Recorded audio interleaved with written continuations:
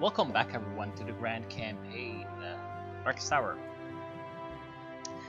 And this time I'll just be trying to finish off the Ottoman Empire and finish this Great War, finally. Last time we were advancing through Palestine and Syria, we managed to finish off the Ottomans there. In the meantime, we are advancing towards Istanbul on the European front. Bulgaria has been defeated finally. And the only people that are left to oppose us are the Ottomans. So let's take them down, and then I shall show you a little bit of what the interwar peacetime is going to be like. There's likely going to be a lot of events coming in, and then I'll just be leaving you and skipping for when things are actually interesting again, because there's going to be a lot of waiting, most likely. Fast battleship, very good. So that was developed by our friends at Harlan and Wolf. What can we do after that? We can do Destroyer 1916. That's a very good technology to have for us, because of course, we're the Brits. We like our ships. So we have won again in Istanbul. Interestingly enough, the Ottomans still haven't surrendered, which is not something that I was expecting. I was expecting them to surrender really quickly. In the meantime, you are done. Let's redeploy the cavalry a little bit further. They have Ankara and Smyrna left as VPs, but they're not surrendering, which is weird. In the meantime, let's cross the Bosphorus. Okay, so Improved Grade 4 hospital system. That was an industrial, I'm guessing. Yes, it was. Not gonna be that useful now. It's gonna be useful eventually, though. I could go with synthetic oil. No, not a good idea. Not yet a good idea. Could, however...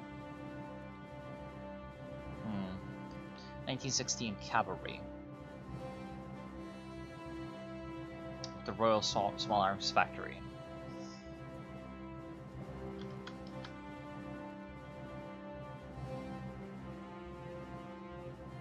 Okay, then let's push towards Mosul with you, and El Hila with you. Okay, Chinese Alliance membership, that's just the same non-aggression pact, that's going to continue. Izmit has been taken, we shall move forward, and now we get our bombers upgraded, very good.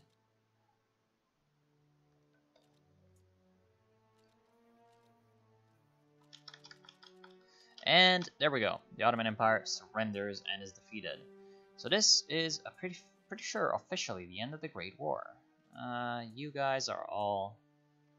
Yes, you're all fine. Let's take my airplanes, pull them back over to England. In the meantime, I'm gonna leave the Egypt force in Egypt, Alexandria. Well, in fact, I'm gonna redeploy everybody here to Alexandria so that they can be... Well, everybody except you two.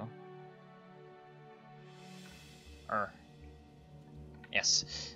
So that they can be transported back to England.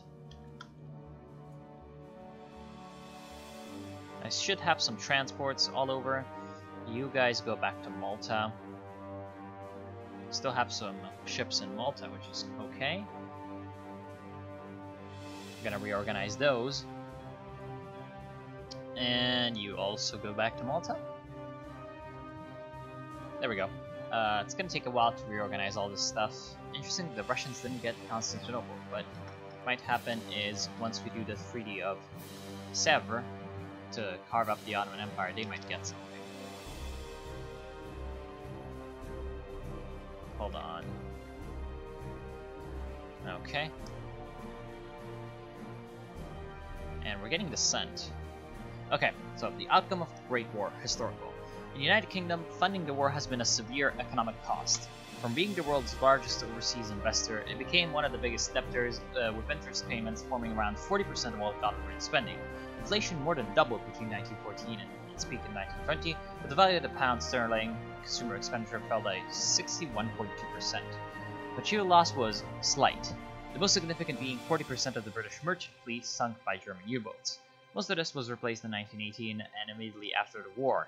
Less concrete changes include the growing assertiveness of Commonwealth nations. Battles such as Gallipoli for Australia and New Zealand and Vimy Ridge for Canada led to increased national pride and a greater reluctance to remain subordinate to Britain, leading to the growth of diplomatic autonomy in the 1920s. These battles were often decorated in propaganda in these nations as a symbol of their power during the war. Traditionally loyal dominions such as Newfoundland were deeply disillusioned by Britain's apparent disregard for their soldiers, eventually leading to the unification of Newfoundland into the Confederation of Canada. Colonies such as India and Nigeria also became increasingly assertive because of their participation in the war. The population in these countries became increasingly aware of their own power and Britain's fragility. Britain stays the course. So we become the new leader of the Triple Entente, and we change the name of the Triple Entente to the Allies, and we demobilize. So reduce our active units at half strength, and then less at most. Of course, naval units should stay fine. Okay. There we go. I need to improve my consumer goods. Okay. Yeah, because I'm not at war anymore, I think I need to expend more consumer goods. So Japan leaves the Entente. Okay.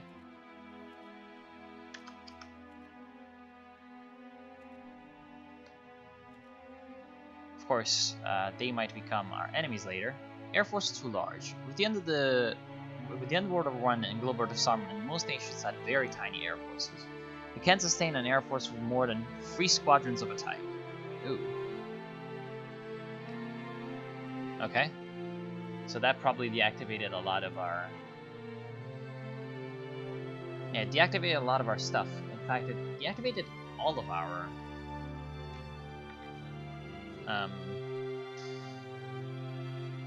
all of our fighters and interceptors, which is weird. We should have... Yeah, let's end mobilization.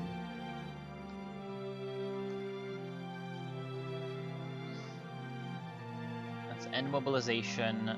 We can also call for general elections.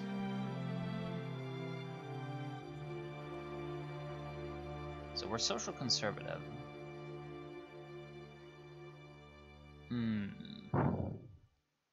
We're trying to get some Hawk lobby, so let's try to support our ship to the right.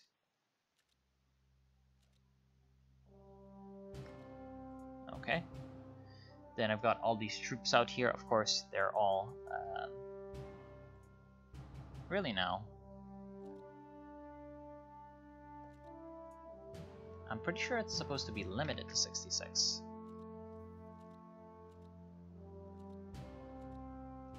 Huh. Normally when you demobilize, it limits the units. Although, considering the yeah, I can reinforce all my units back up to 100. I mean, I'm not gonna do that. Oh yeah, right. Because right. Because you get the reinforcement for free once you mobilize. So that's kind of the reason you're supposed to keep them there. Okay. First elections. Wait, what?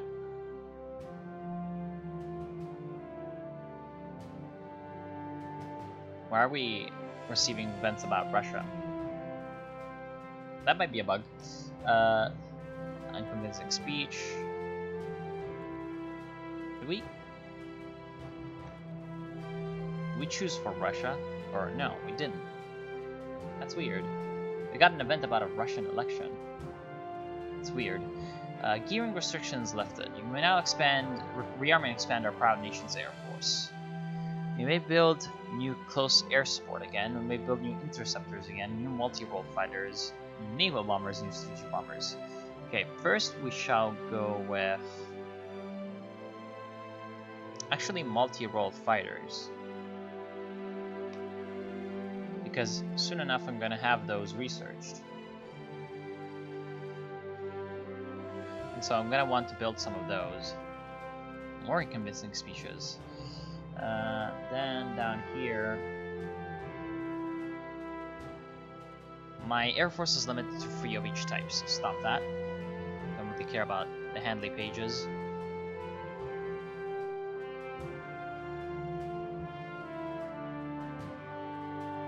I'll just finish the building of this infantry. I'm still getting those CVEs.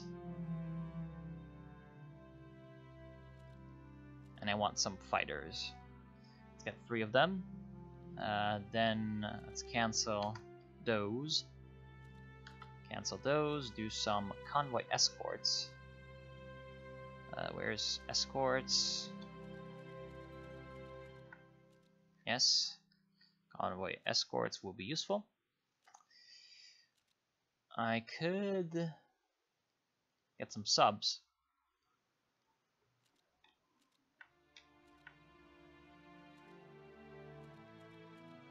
Let's get some subs. Peacetime, I see, will be suffering.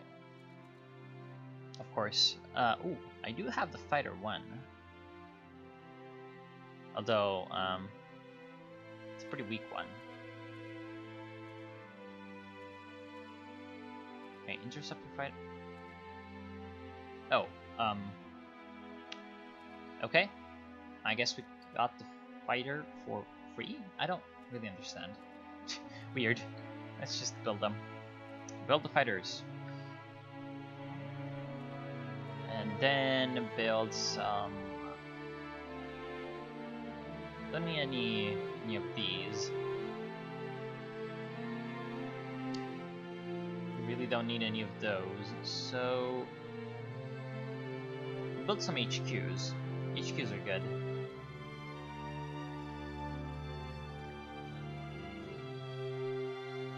So let's build the HQs as well. And then I'll probably just focus on getting some industrial capacity up and running in my states, and then give them some infrastructure.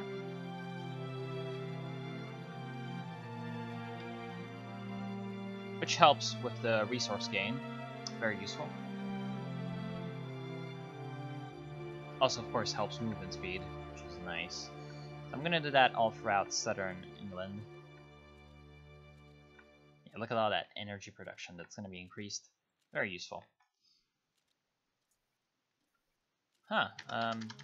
Okay, yeah, now there's the Russian Revolution events being forced into there. So there's strikes at Petrograd, which is, of course, going to eventually lead to the revolution. March 1917, yeah, pretty historically. That's the February Revolution coming up. Separated arms forces, that's land offense. Central control or forward control. Central control increases HQ combat events chance multiplier, which means that whenever you have an HQ in your army, you essentially have more chances of getting combat events like breakthrough, delay, etc. But I think I want the swamp attack, muddy attack, etc., etc., plus 7 morale, and then plus 20% HQ combat event multiplier anyway. Gonna put Henry Rawlinson researching that. Yay, more manpower. Then what I can do further is some investment. Investing in education. Let's do it. Public health. Security. So our nation's industrial and force limits. So we can have 50 land divisions, no limit on industrial capacity, which is very good. 3 squadrons of each type except for rockets and transport planes, and 150 ships in total, modified by the naval treaties we signed, which is going to be a big part of things later. I do not know exactly how big my fleet is, actually. I did lose a lot of ships in the war. Let's send you back over to Dover. So now I've also got my army that needs to be repositioned around. Send them back on over to England.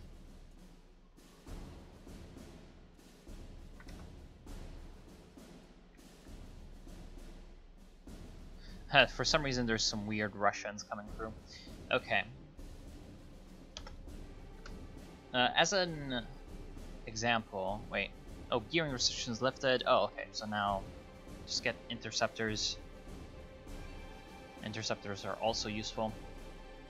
Let's build those free interceptors.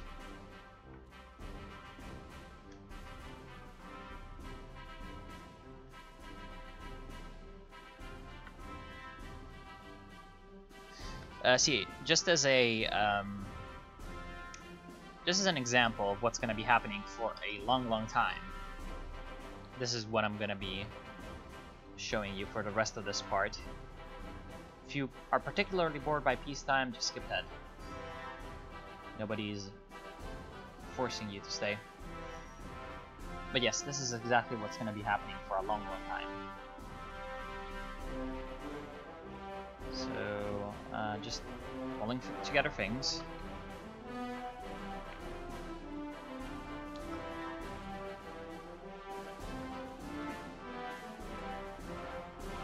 Just going to be trying to reorganize all of our divisions. And there's going to be events coming in that could or could not be very interesting, depending on your perspective.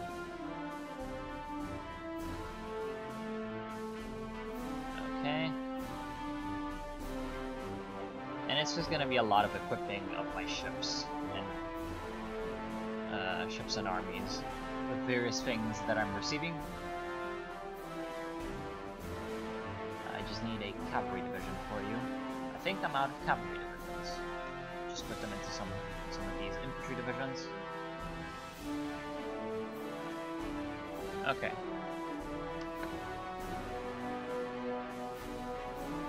And then of course there's going to be elections. Okay, so we won the elections.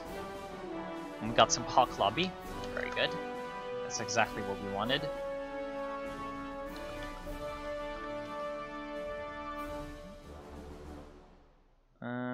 Senate. Okay. Then we're also going to need to manage all of our supplies, etc. But that's nothing too weird. Okay, rumors of revolt in China. Oh, naval bombers. So it looks like because we're just a great power,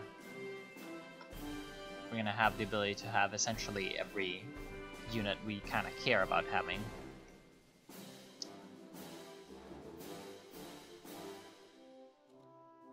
And we also have war games. War games is, we can train the officers in our army thanks to the use of war games. The simulation of war will make them discover new tricks and be ready to face setbacks and incidents. Just to show you the decision, I'm going to do it. Trigger the war games event. Army war game. So increase the skill of one of our generals by 1. And then decrease stockpile with +7 belligerents. Well, that's quite a lot. That is a lot of belligerents. I'm pretty sure that's kind of bug. Not supposed to happen. Strategic bombers, and then we're probably gonna get the last gearing event again.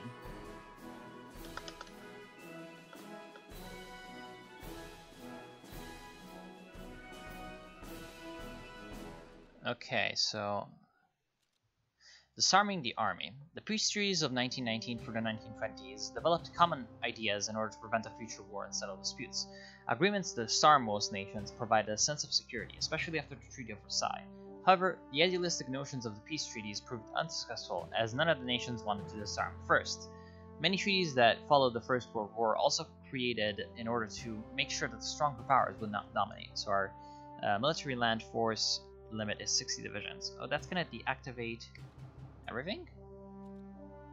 I hope it's not gonna delete my units. Okay, yeah, it's probably going to... Yeah, it says we're technically disarming, but I've got things producing anyway, so that's fine. Okay, so I've got my fighter groups. Very good. And oh, so there's still some partisans in the kingdom of Serbs, Croats, and Slovenes. Who would have thunk it?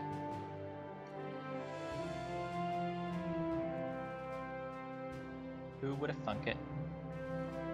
And I'm probably going to scrap a lot of these ships as well to replace them with actual good divisions.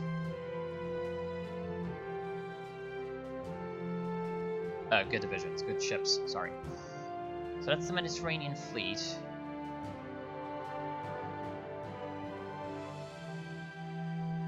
I'm just gonna be pulling all of my ships to Norwich.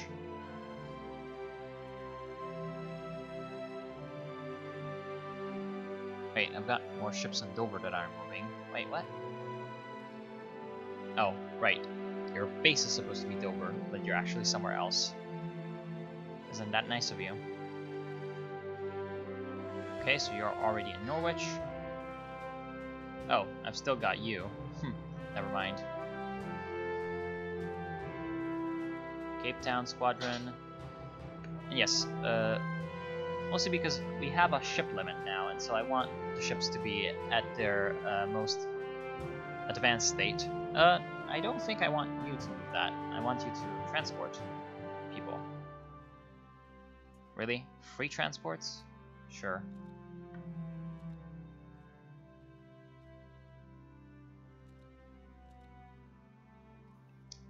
Then, so you're already in Norwich.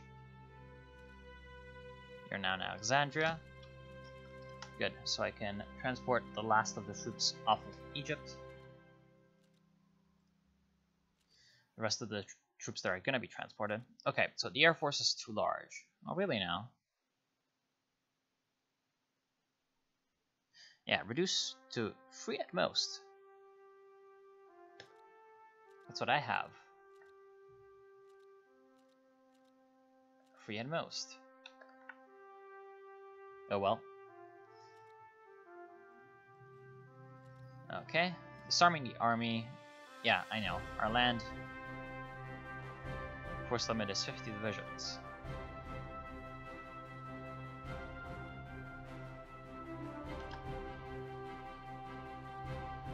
How many divisions do we have right now? So, not victory progress, but divisions, land divisions. I know, that's kind of a problem. Division statistics, nope. Army unit modifiers, nope.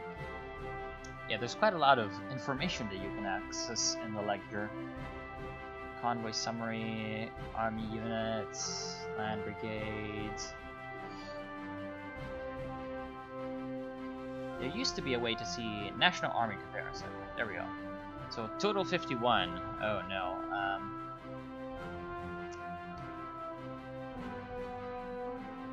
Total 51. Let's disband you. North Midlands. And then prevent the building of more infantry divisions.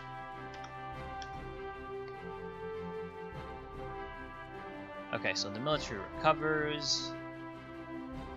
That should stop the events. Then I'm gonna build some IC just to keep my IC production up. Analog fire control, yay. It's in industrial. Let's get logistics 1916. Or maybe, hold on, multi-role 1916. Perhaps not the best idea. Let's do seaplanes. Yeah, let's do seaplanes first. Stop with aviation. Okay, gearing restrictions lifted. No, okay. Please. It's really annoying.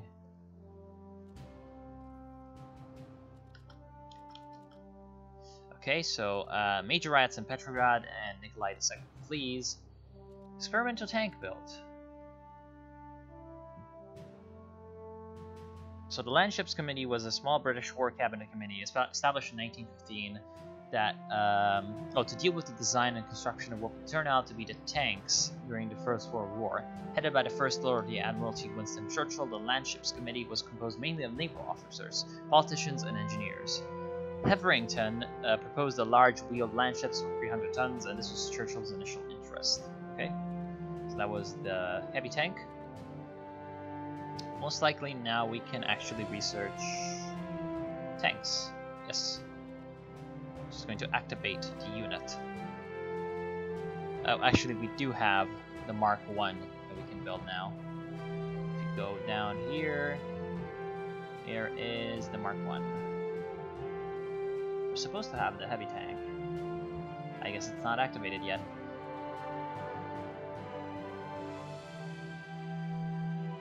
And we still have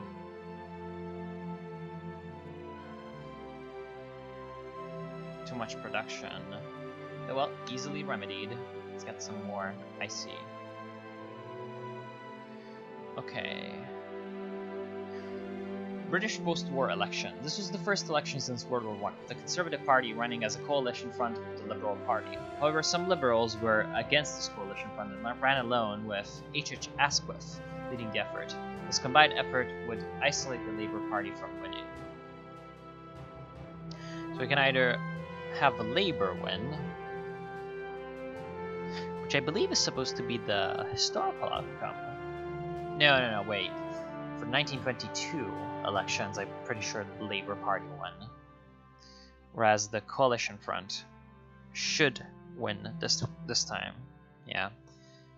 Either way, it seems to just change around the people that you have. So let's keep what we have right now.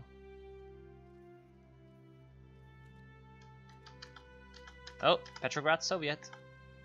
Hearing restrictions, yes again. So Russia now had its first revolution. We have Lvov in control. Well, in very not control actually. And we have most likely dual power in Petrograd, with elements of the Soviet and the elements of the provisional government fighting each other. Commerce Raiders. That was in naval doctrines.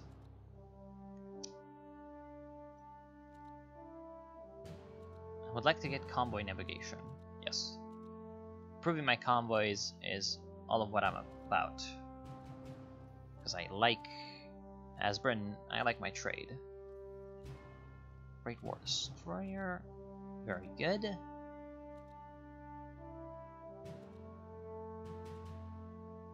We can continue some of this research. Let's get the Argus class of aircraft carriers. Air Force too large. See, it actually didn't, you know, delete any of my squadrons. So, I guess it's fine. I mean, it's just whining. Yeah, look at that. It's absolutely just whining. Okay. Then there's really no problem there.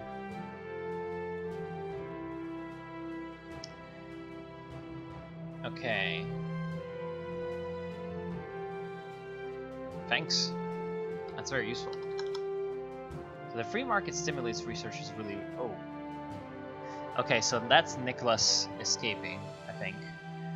Nicholas desperately wanted to go into exile into the United Kingdom following his abdication. The British government initially offered him asylum in England, but this was overruled by King George V, who, acting on the advice of his secretary, Lord Stamfordham, was worried that Nicholas's presence in the UK might provoke an uprising, like the previous year's Easter Rising in England. The French government declined to accept the Romanovs in view of increasing unrest on the Western Front and on home front as a result of the ongoing war with Germany. This is not yet passed, and the decision is still to be made. What to do? Huh. Let's take him. I wonder if that's gonna cause anything, actually. That would be weird. Give me more of those seaplanes.